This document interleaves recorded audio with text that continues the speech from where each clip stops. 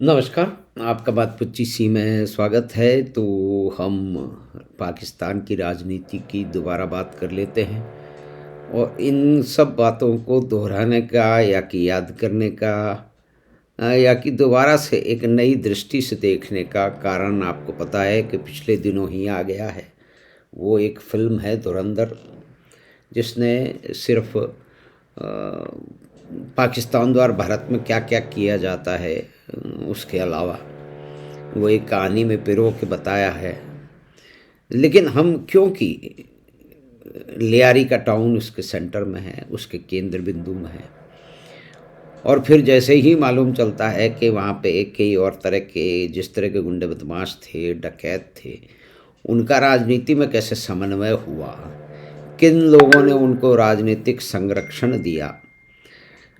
तो क्या लियारी की कहानी ये अभी एक घेटो जो कि 6-7 वर्ग किलोमीटर में है, जिसमें कहते हैं कि 10 से 15 लाख लोग रहते हैं और एक बहुत लंबे समय से एक बहुत ही बड़ी उथल पुथल गुंडागर्दी और क्रिमिनल बिहेवियर के लिए जो है वो उसकी जानकारी मिलती रही है, प्रसिद्ध रहा है। लेकिन बहुत सारी बातें हमें किसी विशेष कालखंड में मालूम नहीं होती हैं।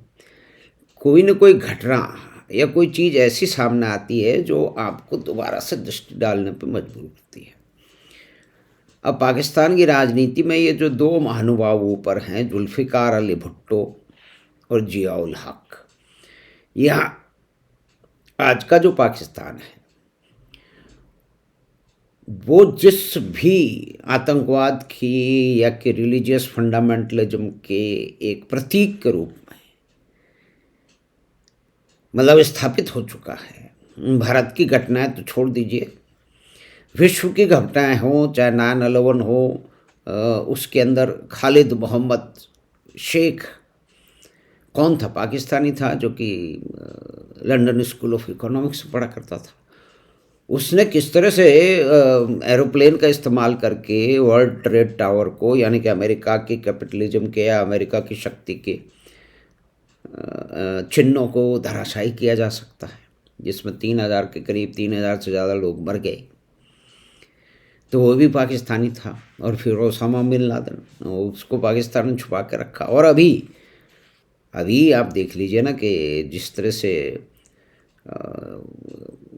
घटनाएं हुई है, एक टेररिज्म की नई घटना हुई है जिसको छुपाने की कोशिश की जा रही है, लेकिन वास्तविक में तो हो गई है कि एक पाकिस्तान का पिता पुत्र दोनों यहूदियों पे हमला कर रहे हैं घात लगा के, और कहते हैं कि 15 से लोग अधिक मर चुके हैं, बहुत अधिक लोग घायल हो चुके हैं, जिसमें कहते हैं कि 10 साल की उम्र का बच्चा भी है और कोई 85-90 साल के वृद्ध भी हैं जो कि जर्मनी से बच के आए थे।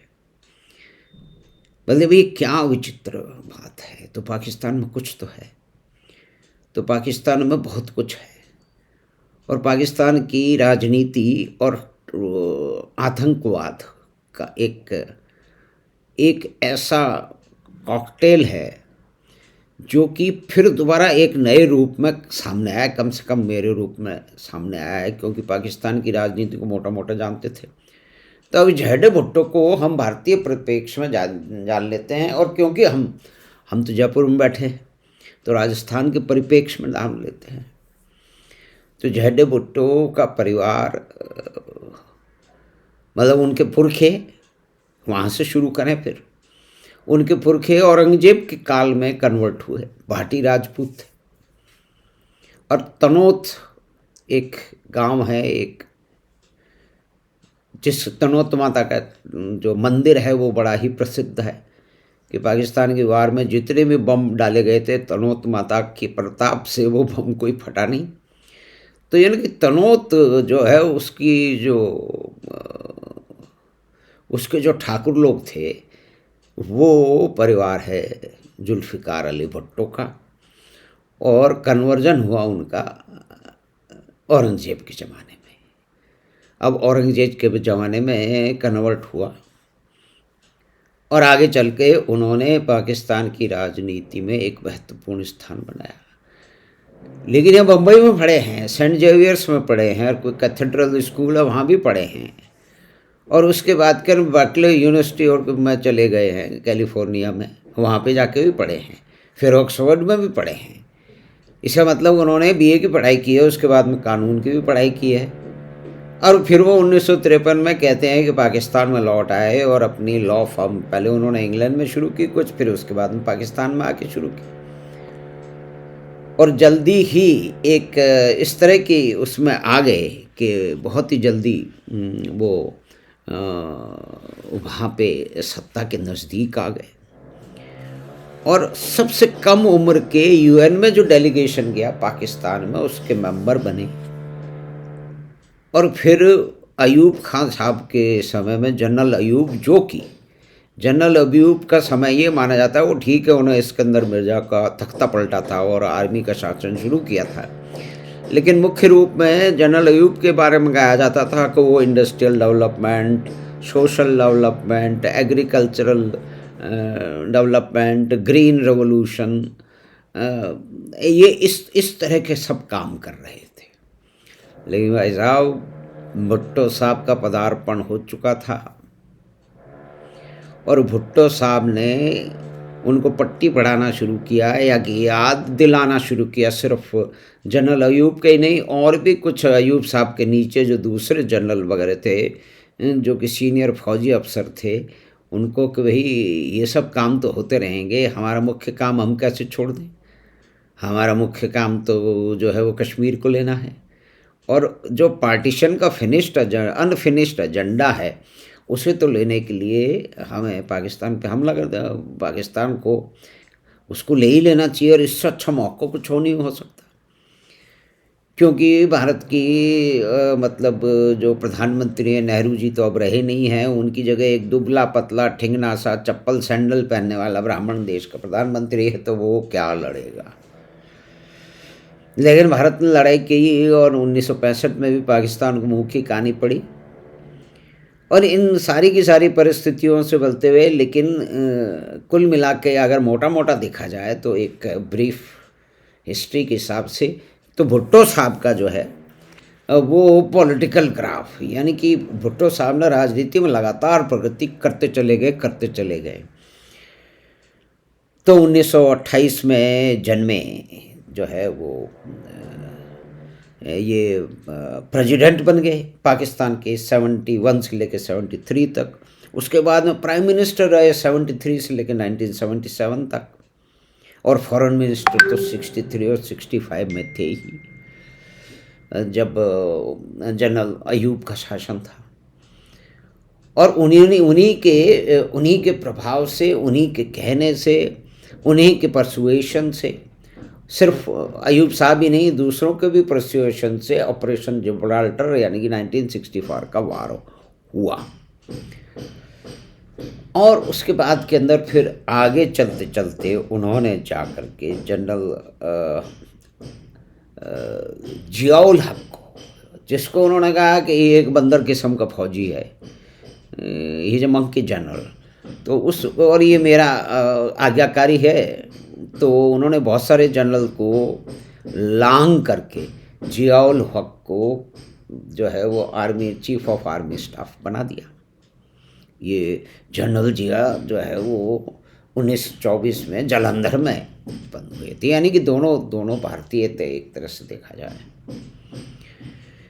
तो जनरल जिया के परिवार की तरफ तो ज़्यादा नहीं जा रहे हैं, लेकिन भुट्टो साहब और भाटी और भुट्टो, मतलब भाटी से भुट्टो बन गया इनका परिवार, और बहुत ही इन्फ्लुएंशियल परिवार बना। जब अंग्रेज़ लोग नहर वगैरह लगा रहे थे तो इनके पुरखे लोगों ने वहाँ पे लेबर सप्लाई की अपने आसपास के गांव से, तो उन्होंने बहुत बड़ी ज़मीन अंग्रेज़ों से ले ली काम के बदले ज़मीन, यानी कि उनके जो लोग थे, उनके जो मज़दूर थे, वो नहर बनाने में अंग्रेज़ों की मदद करते थे, और ये ज़मीन अंग्रेज ने ज़मीन बख्शीश में दिया चाहते थे। तो ये एक बहुत ही बड़ी इनकी एक वहाँ पे स्टेट बन गई। और पाकिस्तान के अंदर जो है वो पीपीपी यानी कि इन्होंने स्थापित की एक पॉलिटिकल पार्टी 1967 में, और जिसका प्रभाव जो है वो कराची में रहा है, क्योंकि सिंध चले गए थे। तो लारकाना में इनका जन्म हुआ तो सिंध चले गए थे, तो सिंध का भी वहाँ पे प्रभाव कराची में रहा ही है, क्योंकि वो तो सिंध में ही है एक तरह से। लेकिन उसके बीच में लियारी भी है, और लियारी पुराना कराची है। और यहाँ पे 1947 की उथल पुथल के बाद तो मुहाजिर बहुत सारे चले गए, तो मुहाजिर कौमी मूवमेंट भी वहीं से शुरू हुआ। यह मुहाजिर कौन थे कि ये वो शरणार्थी थे जो कि पाकिस्तान मनवाने की आस लेके और पाकिस्तान पहुँचे थे, लेकिन उन्हें वहाँ पे मुहाजिर यानी कि शरणार्थी माना गया। तो मतलब मुहाजिरों के बीच में और फिर दूसरे दलों के बीच में, चाहे उसके अंदर बलूच हों या उसमें पठान हों और दूसरे लोग हों, उनके अंदर भी जिद्दोजहद चली। और राजनीति ने वहाँ पे, जिसको कहते हैं कि बहुत सारे जो डकैत थे, क्रिमिनल्स थे, लियारी के क्रिमिनल गैंग्स, उनको पॉलिटिकल मैन्यूवरिंग के लिए और डराने धमकाने के लिए और वोट पड़वाने के लिए, प्रचार करवाने के लिए, वोट डलवाने के लिए उन्होंने उनका इस्तेमाल भरपूर रूप से किया। तो उसके बाद के अंदर जब तख्ता पलट गया, जब जियाउल हक ने तख्ता पलट दिया 77 में, तो 79 में यानी कि 2 साल बाद में एक मुकदमा चला के कि ग्रीवियंस का बैलेंस कमेटी थी कि भाई भुट्टो साहब ने बहुत ज़्यादा जो है वो सेंट्रलाइजेशन और पावर कर लिया था और जनता का उससे नुकसान हुआ था और पॉलिटिकल फ्रीडम का नुकसान हुआ था। तो अब ये जो मंकी जनरल थे, लेट जनरल जियाउल हक, जिनको मंकी जनरल भुट्टो मानते थे, लेकिन भुट्टो के कई दोस्त उनको बोलते थे कि भैया ध्यान रखना भुट्टो साहब, ये आदमी आपको दगा देगा। तो कुल मिलाकर के फिर उन्होंने, उनको मृत्युदंड की सज़ा हो गई और उनको 1979 में उनको फांसी दे दी गई। तो लेकिन उसमें समय बदला। उनकी पुत्री बेनज़ीर भुट्टो, भुट्टो साहब के सामने एक बहुत बड़ी कामयाबी ये थी कि शिमला समझौते में उन्होंने ज़मीन भी भारत से वापस ले ली और 93,000 सैनिकों को भी छुड़वा लिया, जो कि अधिकतर आर्मी के और पाकिस्तान के एलीट थे, उनके लोग थे, मतलब सिपाही तो थे ही, लेकिन अफसर लोग तो पाकिस्तान की आर्मी के एलीट और बाकी सोशल एलीट के पार्ट थे। और उसमें कहा भी ये गया श्रीमती गांधी से कि ये आपके यहाँ तो देखिए खुदा की नेमत है कि आपके यहाँ जमहूरियत है, पाकिस्तान में तो जमहूरियत रही नहीं है। अब भुट्टो साहब एक आशा की किरण है, एक चिराग है जो कि चिराग जलाएगा हमारे पाकिस्तान में जमहूरियत का। तो भुट्टो साहब को आप सपोर्ट करिए। तो कुल मिला के गहराई में तो बात कभी जाएंगे कि किस तरह से टैक्टिकल उन्होंने मनूवर भुट्टो साहब ने किया, और पाकिस्तान के वामपंथियों ने और भारत के वामपंथियों ने भुट्टो साहब की जो है किस तरह से बात सुनी जाए, भुट्टो साहब की दल की बात कैसे सुनी जाए, उस पर तो कभी अलग बात करेंगे। लेकिन ये तो 2 स्थायी चित्र हैं ऊपर भुट्टो, और ये पाकिस्तान का, आज का पाकिस्तान को रिप्रेजेंट करते हैं। लेकिन नीचे जो लगातार चित्र बदल रहे हैं उसमें तो एक जावेद जो है वो खनानी का है, जो कि पाकिस्तान में भारत के नोट छापता था और दुनिया भर के हवाला रैकेट में काम करता था।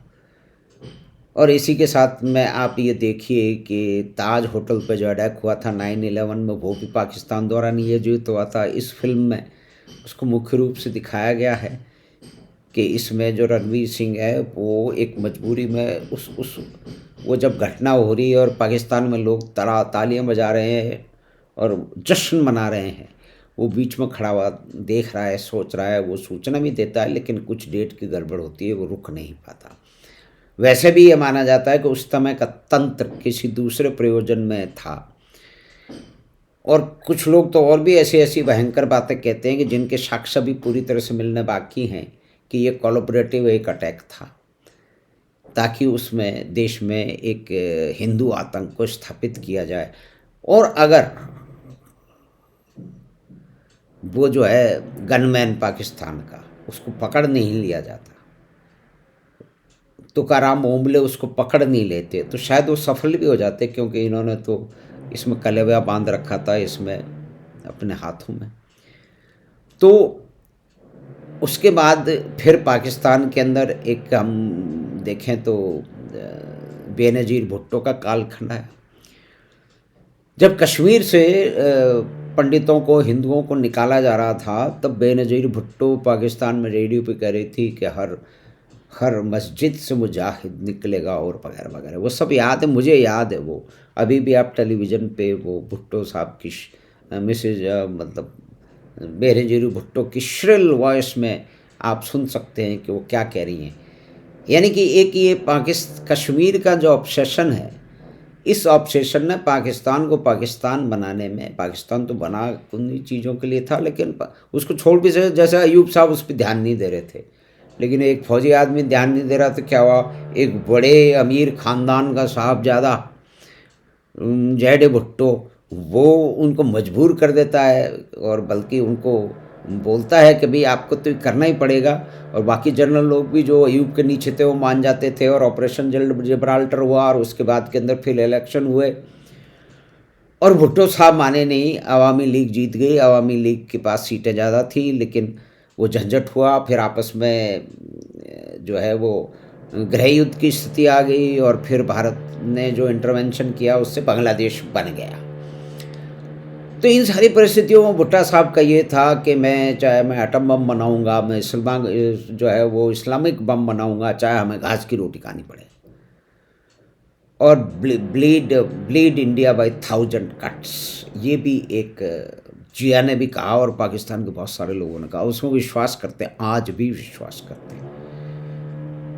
ये जो धुरंधर फिल्म आई है, इसमें भी इन संवादों को दोबारा उन दोबाराओं को दोहराया गया है नए परिप्रेक्ष्य में।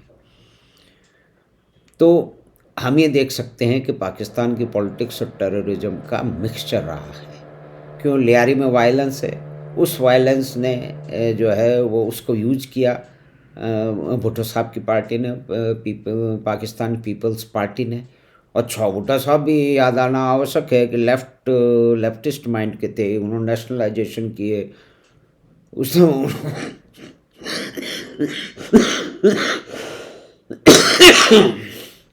क्षमा कीजिए, उन्होंने पाकिस्तान में रोटी कपड़ा और मकान की बात की, यानी समाजवादी नारे लगाए। अब आप ये देखिए कि पाकिस्तान के बंटा डहार होने में समाजवादियों का मुख्य रूप साल है कि उन्होंने उसको युद्ध में धकेल दिया। अगर भुट्टो साहब ऐसा नहीं करते जैसा उन्होंने किया, क्या पाकिस्तान अलग होता? क्या भुट्टो साहब ने जो अयूब के रिफॉर्म थे और बैलेंसिंग कर रहे थे, वो उस रास्ते को रोक दिया और वापस उसी आतंकवाद और जिहाद की तरफ मोड़ दिया भुट्टो साहब ने। और उसके बाद जिया तो और आगे चले गए, फिर पाकिस्तान और बांग्लादेश बना तो और परिस्थितियाँ ख़राब हुई। और अंत में इसकी हम यहाँ बात करेंगे कि मतलब इसमें तो कई सारी बातें बीच बीच में होंगी कि 2007 में बेनज़ीर भुट्टो वापस आई और उनके जलसे पर हमला किया गया। आईएसआई को बेनज़ीर भुट्टो पसंद नहीं थी, तो उनके हमले में जो उनका बचाव करने वाला सिक्योरिटी था वो वही था रहमान डकैत, जिसकी चर्चा ऑपरेशन धुरंधर में हुई है, फिल्म धुरंधर में हुई है। वो ठीक है कि भारत की घटनाओं से उसका संबंध था या नहीं था, वो उसको पिरो दिया गया, उसमें हम नहीं जा रहे। लेकिन एक डकैत था जो कि लियारी पर राज करता था और वो पीपीपी की मदद करता था, और उसने उसी के संरक्षण में पार्टी बनाई थी, और उनका और एमक्यूएम का और अन्य दलों का आपस में झगड़ा चलता था। तो अंत में ये बात हुई कि बेनज़ीर भुट्टो को उस दुर्घटना स्थल से, जैसे कहते हैं 150 और 200 लोग मारे गए, ये कोई छोटी बात नहीं, उस भयानक घटना से जो उनको बिलावल हाउस कोई बचा के ले गया तो रहमान डकैत था। और फिर दूसरे भी नाम हैं, बाबू डकैत और भी कई तरह के नाम हैं, जिस बाबू डकैत को जो है वो रहमान डकैत ने मार डाला, और मतलब डकैत ही डकैत है। तो ये पाकिस्तान की पॉलिटिक्स और टेररिज्म का जो मिक्सर है, जो कि क्रिमिनल गैंग का मिक्सचर है, इसके बारे में आपने थोड़ी सी बात की, और ये भी हमने याद किया कि ये भुट्टो साहब जो जैसलमेर का जो भाटी राजपूतों की लाइनेज है उससे आते हैं। तनोत जो है गांव जो है उसके ये लोग किसी ज़माने में ठाकुर थे, औरंगजेब के ज़माने में इनका कन्वर्जन हुआ था। और उस परिप्रेक्ष्य में आगे जाते हुए जिस तरह से लियारी की जो हिंसा है या कि कराची की हिंसा है और आतंकवाद का पूरा एक स्वरूप पाकिस्तान में बैठा हुआ है लगातार, उसके अंदर राजनीतिज्ञों की, फौजियों की बड़ी बड़ी भूमिका रही है। उसमें भुट्टो साहब का परिवार भी है, उसमें जैडो भुट्टो भी हैं, जुल्फ़िकार अली भुट्टो उनकी पुत्री भी हैं, जो कि भारत के अंदर जो अलगाववाद को और आतंकवाद को कश्मीर में प्रश्रय दे रही थी, वो भी चली गई, उनकी भी मृत्यु करवा दी गई। इस मानते हैं कि उसमें आईएसआई का हाथ था और कुछ उनके परिवार के नज़दीक लोगों का भी हाथ था, इससे अधिक हम नहीं कहना चाहेंगे। तो ये पाकिस्तान की पॉलिटिक्स और टेररिज्म का जो मिक्सचर है, और डकैत हैं, और भुट्टो साहब, जैडे भुट्टो हों, चाहे बेनज़ीर भुट्टो हों, और उसके बाद के अंदर शायद जरदारी भी हों, जिनका भी रेफरेंस इस सीरियल में आया है। तो हमें आशा है कि एक बातचीत जो कि पाकिस्तान की पॉलिटिक्स और टेररिज्म का जो मिक्सचर है, जो आतंकवाद का मिक्सचर है, उनकी जो मिली जुली एक विरासत है, मिली जुली तो इतिहास है, उस पर हमने एक नज़र डाली। हमें आशा है कि बातचीत पसंद आई होगी। तो आप चैनल बात 25 को सब्सक्राइब करें, लिंक अपने मित्रों परिवार के साथ साझा करें। हम आपसे फिर मिलेंगे बात 25 की अगली बात में। धन्यवाद, नमस्कार।